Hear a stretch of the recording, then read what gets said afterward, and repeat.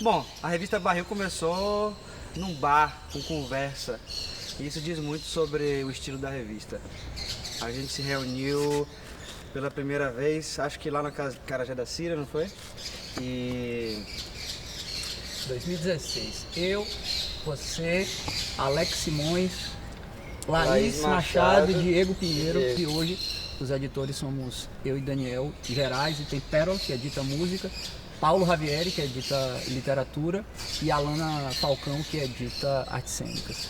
a ideia era que a gente olhasse diretamente para a produção textual, o que é que aquele texto quereria dizer além do objeto ao qual ele se refere.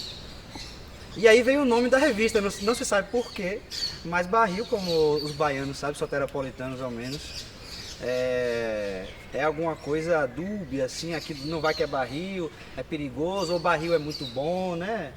E tudo mais. Então a gente falou, bom, então vai ser barril mesmo, porque no texto a gente vai buscar essa agilidade e ao mesmo tempo essa periculosidade própria da crítica e do estilo ensaístico. Eu acho que a gente entra na nossa questão aqui do ensaio. O ensaio tem um pouco desse risco, né? Do risco da própria acepção do ensaiar, de não saber exatamente o seu objetivo durante o texto. Eu costumo trazer uma metáfora de um caminho na floresta para falar, por exemplo, a diferença entre um artigo científico ou não e um ensaio. O artigo ele vai te levar de um ponto A a um ponto B na floresta, fazendo com que você evite os perigos dessa floresta no caminho mais curto. Esse é o artigo. O ensaio, ele vai te levar do ponto A para o ponto B, só que ele vai escolher um caminho mais periférico, vai passar por lugares que não são objetivamente tão interessantes como o primeiro, mas provocam pensamentos ao passar do lado de uma árvore exuberante, de um animal fantástico. O ensaio tem essa perspectiva do desvio, e nesse desviar está o tom ensaístico. A pegada da nossa revista não é a dicção acadêmica. Sim. Né? Então isso tem que ficar um pouco mais palatável para o leitor. Essas complexidades que existem entre arte, realidade, produção em geral, é colocada para o leitor civil, digamos assim, não está nesse labirinto acadêmico. Então um tipo de editorial que a gente busca é algo que se distancie do academicismo, mas também não caia no jornalismo cultural de nota de rodapé. Ou que siga a notícia na velocidade do corrente, assim, né? Na hora que sair um disco, a gente tem que dar conta. Não. Tem toda uma percepção, envolve o sentimento. Acho que o que você falou do caminho a ser percorrido não é um artigo, não quer dar notícia, não quer provar nada, né? É uma coisa de reflexão. Parece que foge da dualidade entre profundo e superficial. Não tem muito essa... Quer dizer, não é porque é acadêmico, que a gente sabe muito bem que quando a gente lê o texto acadêmico, não necessariamente porque ele é empolado, ele vai ser profundo, né, o conteúdo. Assim como o texto jornalístico, não porque ele tem uma linguagem totalmente rápida, que ele vai ser superficial. Só que o ensaio, acho que ele foge um pouco dessas margens muito delimitadas, justamente por essa liberdade que Igor falou. E o ensaio coloca essa negociação sempre em primeiro plano. Você sempre está pensando nessas possibilidades de fazer outros percursos. Na hora que a gente está escrevendo, isso fica muito claro. Você faz um parágrafo, você faz um período e depois, não, aqui eu tô muito chato, aqui eu tô parecendo muito livre, aqui eu tô inventando demais. O tempo inteiro há essa paranoia do escritor para tentar alcançar esse tom ensaístico, que na verdade é um tom de você estabelecer uma relação de companheirismo com o leitor, uma relação quase de sedução ao mesmo tempo. Essa busca de um tom que não é necessariamente só do texto, é da vida também. Montaigne já falava sobre isso, né? Ele está escrevendo a vida dele. Tem um ensaísta muito interessante chamado Christy Wemple, que fala sobre a ensaização de tudo. Como você vai em cada aspecto da sua vida, aspecto da realidade, provocar ações em que você vai estar em relação àquilo como se estivesse escrevendo um ensaio. Eu acho essa proposta muito interessante, né? É como falar com um amigo, com amizade, assim, né? Acho que é massa isso, que você falou agora. E a gente busca o tom ensaístico. Então, por mais que o texto seja publicado com o nome crítica, a gente está ali atrás desse tom do ensaiador, né? Do escritor de ensaios. Tem a coluna chamada Selfie.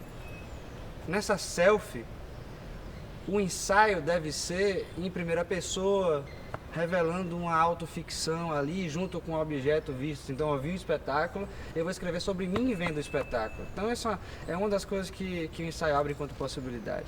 Também tem a crítica da crítica, que é uma coluna que a gente gosta muito, que é uma metalinguagem, né? A possibilidade de fazer uma metalinguagem crítica sobre a própria crítica. Então, a gente é virtual, não só porque é interessante quanto circulação da informação, né? A possibilidade que o mundo da internet abre, mas porque economicamente, materialmente é muito mais viável. Temos aqui Pérola Matias, que é da coluna da seção de música.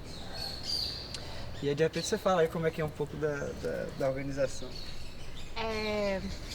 Minha relação com a Barril começou com o Igor e Daniel me chamando para escrever, na verdade. E aí eu comecei a entender mais como a revista funcionava e também aprendendo com eles, sendo meus editores, né, como eram os formatos do texto, como eles gostariam que fossem feitos os ensaios, as críticas e os perfis para a revista. Na época eu lembro que eu escrevi uma crítica e Igor também foi me direcionando, depois eu escrevi um perfil também, a gente foi dialogando, encontrando esses frios que podiam ser puxados, né, em cada formato de texto. Sempre com bastante liberdade para botar a visão e fazer a pesquisa e formando esse texto. E aí agora eles me chamaram, me convidaram para poder fazer a editoria de música de uma forma criativa, que tem uma pesquisa um tanto profunda, mas que também tem esse jeito de escrever que seja poético, que seja fluido, que comunique e que traga novos temas para a gente entender essa relação entre música e sociedade de alguma forma também. As pessoas fazem seus discos, fazem as suas peças, fazem os seus livros, tem aquela conversinha de bar, comenta-se, seu livro é maravilhoso, tá tudo, né, muito bem, tudo muito certo, mas ninguém chega ali e faz uma crítica pensada, meditada, ruminada. E nesse sentido, a Barril surge porque a gente acredita, todos nós acho, que não há possibilidade de um cenário cultural realmente complexo, realmente forte, realmente maduro, sem um pensamento sendo feito a partir dessas produções. E a Barril surge justamente com essa ideia de articular um pensamento mais lento sobre o que é aquela peça. Um pensamento que coloque questões mais profundas do que o mero joinha, o mero curtir, o amei do Instagram, ou você é maravilhoso, você é maravilhosa, né? A gente quer sair um pouco disso. Eu acho interessante surgir uma revista como a Barril, porque é isso, a gente que ficou no vácuo dos suplementos de cultura, não está acostumado com a crítica, mas a crítica no sentido da gente poder exercitar o juízo sobre uma obra ou sobre a personalidade de um artista, uma trajetória, e o público conseguir construir esse debate. Eu acho que é um debate público que se procura quando está fazendo a crítica, né? E a crítica não necessariamente quer dizer algo ruim sobre a pessoa em si, né? A pessoa física, mas a possibilidade de ter um debate no sentido de diálogo e de conseguir ter um pensamento maduro sobre aquela determinada obra. Nesse sentido, eles perguntaram sobre quem é o leitor, a leitora da Barril. Eu tenho a opinião de que, ainda mais com a internet, que é o nosso meio principal, a instância leitora, digamos, é virtual também, ela é potencial. A gente não sabe direito quem são os nossos leitores, por quê? Eles estão a ser descobertos a cada texto que é colocado. Inclusive, cada pessoa que escreve na Barril e sobre cada área da arte, quer dizer, cada singularidade dessa colocadas em cada texto, vão determinar a área X, a área Y, a área Z da sociedade. Então a gente vai vendo quem são esses leitores que vão se aproximando. É muito interessante. E outra coisa, Daniel, um leitor são muitos leitores. Supondo aqui, fazemos um corte sociológico, a gente vai ver que nosso leitor é, em média, uma pessoa escolarizada, muitas vezes está na academia, tem um percurso acadêmico, está fazendo sua pós-graduação, etc. Mas essa pessoa que também está na academia não vai, em todos os momentos, querer ler um texto acadêmico, né? Em algum momento ela vai querer se relacionar com o texto com esse afeto da amizade que você falou. Você não vai querer ler todo o texto como se fosse um artigo só porque você é um doutor. Um doutor não é doutor o tempo inteiro. Né? Então, é super importante pra gente esse leitor em potencial, porque no meu mundo eu quero que, sei lá, o cara que tá vendendo fruta leia Barril. O cara que tá na academia tá lendo Barril. Eu quero que minha mãe leia Barril. Na outra academia também. Na academia, puxando peso, no crossfit, os crossfiteiros todos lendo A Barril. gente escreve para esses acadêmicos também, de Total. certa maneira. E eu acho que essa potencialidade do leitor é o grande lance da Barril também, né? Acreditar. A gente tá ali fazendo esse trabalho porque a gente acredita. Acredita em quê? Não sei, mas a gente acredita. Nossa! Não, realmente. Eu fiquei esperançoso agora. Depois dessa, meu dia, eu tô bem. Tá, assim, tá aí. No ensaísmo e na Barril a gente não tem essas metodologias, a metodologia vai sendo criada, inclusive na relação entre nós, editores, e os escritores. Isso é interessante também. E também, como nós escrevemos, um edita o outro. Então eu aprendi muito com o Igor, que aprendeu muito com o Pérola. Então, na hora de editar, a gente aprende editando e a gente aprende ao ser editado também pelo outro. Acho que a edição do texto alheio é um aprendizado incrível e deveria ser até mais estimulado na educação brasileira. Eu não me lembro, enquanto estudante, ter feito isso. Eu editar alguém, geralmente era o professor, a professora, né? Chega ali e vai corrigir. Mas a edição não é uma correção. A correção pode ser uma revisão gramatical depois, etc. Mas a edição é outra coisa. A edição é uma forma de pensamento. Então, quando eu estou pensando, quando estou editando alguém, eu estou pensando sobre a escrita em geral e estou pensando sobre minha própria escrita. Então, acho que se tivesse uma metodologia qualquer do ensaísmo na Barril, seria essa metodologia dinâmica, em que um edita o texto do outro sempre.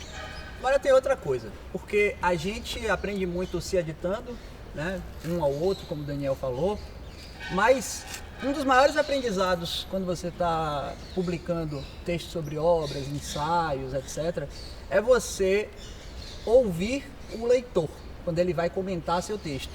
Né? Porque aí é um outro tipo de relação que se faz. Você sai ali dos porões, né, dos labirintos editoriais e vai para a rua, né? E isso é muito interessante ver como muda rápido, porque lá no Paleolítico da internet tinha um site chamado Facebook, não sei se vocês lembram. E aí a gente começou no Facebook, Barril. E era legal porque o Facebook nessa época, o algoritmo ainda estava dando doce para criança, né? Tava condicionando. O algoritmo fazia a gente circular pra caramba, bombou a Barril, todo mundo que era artista aqui tava lendo, comentando. E o Facebook, por ter uma natureza mais escrita do que o Instagram, que hoje nos domina, com suas imagens rápidas, rolantes e delirantes, o Facebook ele dava esse espaço para você escrever embaixo um comentário. Escreve um comentário.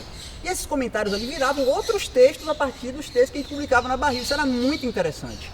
Agora as pessoas são menos estimuladas a comentar no Instagram. O Instagram está no celular ali o tempo inteiro. Você às vezes coloca um gostei, maravilhoso, olha que texto legal. Mas as pessoas não estão mais dispostas a construir respostas mais complexas, ordenadas, como na época do Facebook. Então a gente teve uma plataforma para enxergar esse fenômeno de uma maneira muito clara. Houve uma perda de complexidade na leitura da nossa revista. O limite de caracteres também. E também a imagem, às vezes, a ilustração que a gente coloca para o texto, às vezes é muito mais importante para quem está navegando ali, né? E tem que resumir numa imagem só para passar já o recado e prender quem está passando o feed. E você tem experiência com a sua produção também fora da Barril sobre redes sociais e tudo mais? Aprendi com a dinâmica, com as mudanças, né? Temos que ter uma ilustração original para cada texto. E essa ilustração é feita por artistas que nós admiramos, que estão próximos. Então, em cada texto da gente, a gente tem não só o escritor ali, mas o ilustrador criando uma obra a partir disso. Mas veja que os problemas todos da falta de complexidade, da rapidez estonteante, do delírio total do Instagram, também coloca ali uma atenção agora para o que é uma ilustração, que antigamente às vezes poderia até estar um pouco em segundo plano. Agora ela está em primeiro plano. Tá ótimo, gente. Tá bem bonito. Fini? Tá bem bonito. Você fini? Não! Ninguém falou da metodologia ainda. Eu falei. Não, como é que você pega uma peça de chapa e escreve? Ah, é verdade. Como é que ela pega um disco? Pode falar de e escreve música já. um ensaio? Será? Como é que você pega um romance e escreve um ensaio? É isso que... É exatamente assim que faz. Você pega o romance e aí escreve um ensaio. Era só para dar uma introdução sobre esse tema. A gente começou em artes cênicas.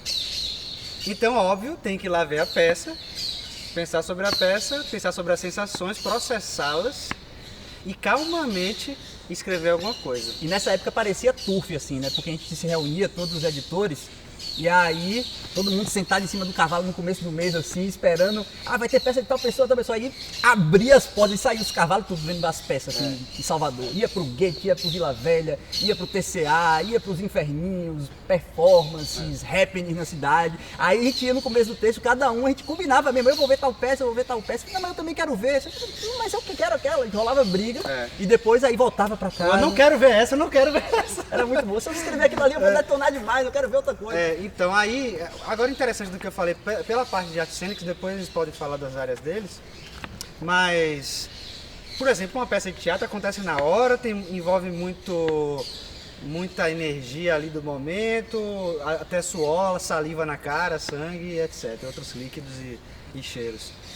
E então é uma experiência não é nada tranquila às vezes ver teatro, dependendo da peça. Tem a urgência do momento, tem as sensações que chegam, mas é interessante porque, o que é que faz? Um ensaio, quando você vai lá sentar para escrever, respira 3 vezes, deixa um pouco as sensações serem processadas, isso é muito importante, porque a gente vê muito texto que não é nem acadêmico, da academia, né, universitária, nem jornalístico, mas é também uma coisa meio assim, um impressionismo abstrato. Eu gostei dessa peça, nossa, me fez chorar em tal momento. Tudo bem, beleza, pode ser uma coisa muito afetiva para você falar para uma pessoa, mas é um texto ensaístico, crítico? Eu acredito que não, talvez aqui todo mundo concorde com isso, aí cada um pode falar, mas o momento de sentar para escrever sobre uma peça de teatro é decupar, decantar as impressões, as sensações, os sentimentos, passar eles pela inteligência, colocar a inteligência e a sensação na pena, né, nas mãos no teclado e começar a escrever. Basicamente é isso. E é como eu falei antes, não tem uma metodologia muito fechada. Sobretudo na música, é claro que a Barril trouxe muitos textos sobre discos e sobre shows que são recentes, que são ali, representam um momento. Eu mesmo escrevi sobre o disco do Giovanni Cidreira, que é um compositor baiano, assim que saiu, e o texto é mais atravessado pelo que eu entendi do disco, né? Eu crio a minha própria tese, argumentação e tento colocar no papel a sensação que eu tive a escutar aquele disco do começo ao fim, né? O que aquilo me diz.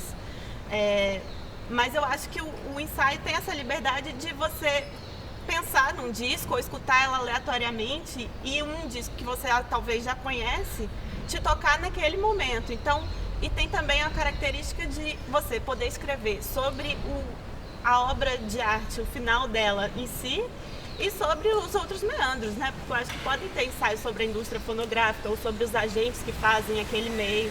Especificamente sobre literatura, que é uma coisa que eu gosto muito, gosto de livro, gosto de pegar o livro, ver, olhar de um lado, de outro, saber quem escreveu, quando foi escrito, o que é que está sendo passado ali naquela ideia. Quando eu vou escrever sobre um livro, eu tenho que analisar o que dentro daquilo ali é o interessante. Por exemplo, se for um poema, eu vou ter que falar sobre o som das palavras, sobre como é que aqueles significados estão ali. Você fala, olha, isso aqui é uma palavra que está no começo do poema, aparece no final, e ao mesmo tempo esse cara colocou uma sintaxe diferente, e essa poeta aqui só tem 15 anos, meu Deus do céu, que coisa que... Você vai colocando todos os elementos que você tem sobre determinado livro e vai analisar. Se for um livro de narrativa, né, uma história de ficção, por exemplo, você vai ver, pô, que coisa interessante que esse cara inventou, olha só, uma fã do escritor que sequestra o escritor e aí começa a fazer terror psicológico com ele e acaba escrevendo um livro a partir do escritor preso. Isso é Stephen King, por exemplo. Eu vou falar, pô, essa história é super legal, e vou comparar com outras histórias parecidas, ver o que é que ele poderia ter melhorado, o que é que poderia ser mais interessante, os outros autores que conversam com ele. Então é sempre uma lógica relacional. Escrever um ensaio é se relacionar com as coisas. Trazer os diversos elementos, ir até o fundo, espremer. Às vezes você, tô sem ideia, não sei o que, fica na frente da página parado ali que vai vir alguma ideia. Se force a escrever que vai sair. Agora, se não se force demais, porque se você se esforçar a ponto de achar aquilo chato, é melhor você estar fazendo outra coisa. Talvez jogar bola, cuidar das plantas. Talvez a metodologia boa do ensaio seja essa. Se você achar que é meio ruim escrever aquilo, é melhor não fazer o ensaio. Aí se isso der certo, tá tudo ok. E se um dia você falar, estou gostando de escrever isso tá numa cadência boa, tem um ritmo, tem uma coisa, então pronto, você está começando a escrever o ensaio. Exato. Talvez no empirismo brutal é isso. Incomoda na gente uma certa postura de Bahia o tempo inteiro, revista baiana, só o autor baiano. Criar essa patota de literatura baiana, de música baiana, e não ser capaz de dialogar com outras instâncias. Claro que é importante. Eu adoro a Bahia, acho Fora que incrível. Salvador não é a Bahia. Salvador não é a Bahia. Assim, no sentido de que não é a... Exato. Eu adoro ser daqui, etc., morar, mas há uma série de problemas também que, se a gente fica só no oba-oba, a gente se vicia no sentido de ver as debilidades que temos. E elas são muitas. E eu acho que a gente tem que sempre articular a nossa produção local com o que está sendo produzido no país. Ninguém existe sozinho. A gente está em relação. O ensaio coloca isso de maneira muito clara. Existe uma vocação cosmopolita também. Acho que também tem um pouco dessa dualidade entre não só negar Salvador, a Bahia como uma tradição e tal, mas ver também que nós temos um certo olhar para o mundo que é peculiar. Agora também não acho que é só nosso. Então, só que é muito interessante a gente olhar para o movimento de Salvador como uma zona portuária, historicamente falando, e ver que isso pode estar no texto, pode estar na ginga que a gente imprime ao texto. Isso a gente vê. Isso a gente vê na edição da Bahia, a gente vê na cor laranja, talvez, a gente vê na escolha de uma fruta tropical, se eu não me engano, não sei que tipo de fruta é o mamão, mas traz essa vitalidade que dá para ver. Agora, isso é um diagnóstico a posteriori, não dá pra gente falar queremos ser baianos, queremos ser soteropolitanos de qualquer modo, até porque é meio comercial isso, né? Dá para vender muito bem essa imagem. Se alguém não cobrir a cena local também e mostrar para o resto do Brasil, do mundo que está sendo feito aqui, não vai existir uma nova possibilidade de alargar essa baianidade. O ensaio não é sobre esculhambar ninguém, não é sobre louvar ninguém. O ensaio é pensar, né? O ensaio é você revirar o objeto, ver ele de vários ângulos e a partir daí criar alguma coisa. Eu preciso ser o maior intelectual do mundo para escrever um ensaio? Não. Para escrever um ensaio basta que você goste de uma coisa ou desgoste. Mais importante é se relacionar com paixão naquele tema. A gente não tem sempre aquele amigo que fala sobre futebol, entende tudo de futebol, ou que fala sobre roupa e fala, cara, eu vi uma roupa linda ali, você tem que comprar, mais barato em tal lugar. Tem pessoas que entendem sobre tudo. Esse que é o grande lance do ensaio. Inclusive é legal isso porque, por exemplo, você gosta de futebol e eu não gosto. Só que quando você fala de futebol, às vezes é interessante, às vezes. Essas partes em que são interessantes é que você está ensaiando sobre futebol. Isso tem gente que gosta de planta, montar um jardim em casa, que gosta de, sei lá, santo, que gosta de histórias de terror, não importa. Eu acho que se houvesse uma receita para escrever o ensaio você tem que estar se divertindo sempre, quando tiver no seu objeto, né? E ler bastante para ter uma técnica boa de escrita, assim, mínima, né? Mas ler numa concepção ampliada, Claro, porque às vezes você tá olhando um bocado de jogo de futebol com olhos de leitor ali, né? E aquele material textual vai estar ali, não necessariamente você tem que estar no livro para ser um entendedor do assunto ou uma pessoa que goste muito de falar sobre aquele assunto. É isso, você tem que gostar de falar sobre aquilo.